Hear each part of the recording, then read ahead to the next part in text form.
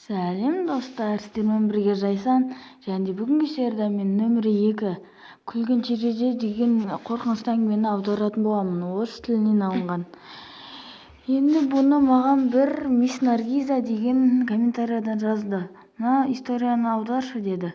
Енді мен оны аударайын деп жатырмын. Ал кеттік. В городе стояла теплая летняя ночь. Қалада өте жылы көк жылы болды. Лешка енді тағы да бір өзінің досында бір-екі күнге үйінде қонуға қалды. Дала өте таза тұғын. Олар тура ұйықтайтын бөлменің қасында балконда тұрды.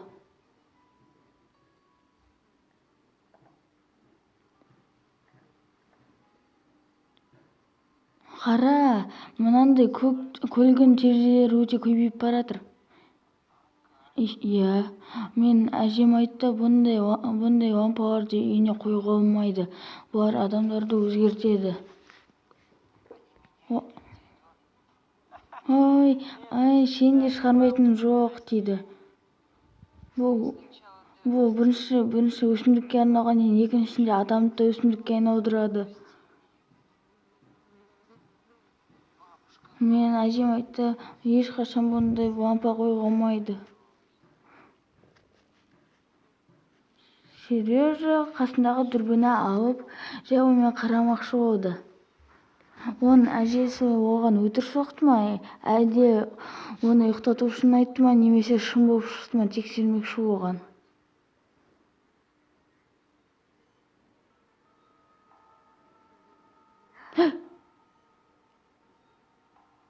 Ёптыгдык! Ой, Сережка өтірік шошыған жоқ, шынымен шошып өзінің спальнясына бірден қашып кетті. Ұйықтауға тырысты. Бұл шынымен кім болды? Әжесі шынымен айтты ма не? Леша қатты шаршаған шығармын, сондықтан көзіме елестеп тұрған шығар деп ойлады Сережка. Бір-екі күндей өтті. Сосын Сережка Алешканың үйіне барды.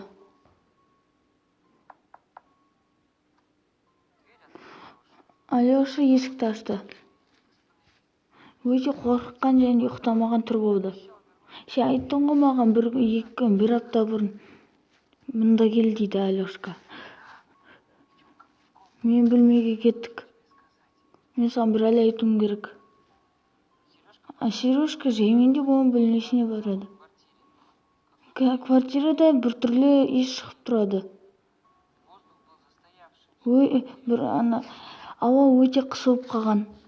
Жаймен олар бөлмеден өтіп бара жатқанда Сережка бір фиолетовый цветті көрді.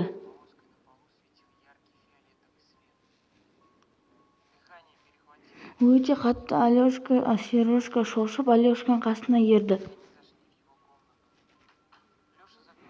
Леша есікті жауып қойды және оған бір айтты.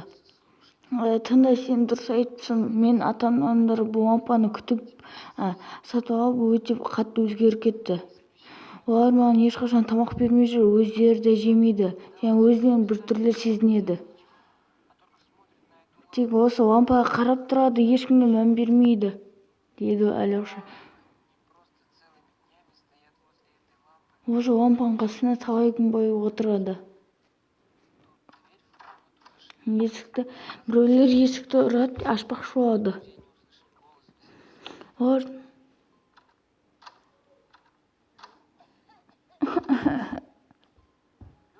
Алеша, милая, неге есікті ашпайсың? Деді мамасы. Тұғыл, мұнда деді. Сережка бірден Алешаның кроваттың астына тығылып қалды. Қатты ауа ұстамай қалды және қорыққаны соншама пұтына шие жатады. Бір Алешканың бөлмесіне оның мамасы келді.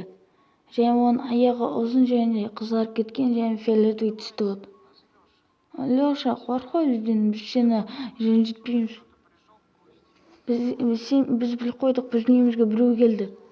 Жоқ, бәрі дұрыс, ешкім келген жоқ. Спальняда бәрі дұрыс, ешкім жоқ. Біз саған сюрприз дайындаймыз деп айтты Алешаға. Олар свет қосты. Ол өте қатты шошып кетті екеуі, Алешка мен Сережка. Жаймен тыныш отыр. Біздің қасымызда кім отыр? Достар, егер бұл видео ұнаса, лайк басып подписация етіп кетіңдер. Және де комментариядан кім бірінші жазады, соған мен лайк басып күшті комментарий жазып беремін. Ал бүгінгі сериямыз аяқталды. Лайк басып подписация етіп видеоны аяқтаймыз. Пока.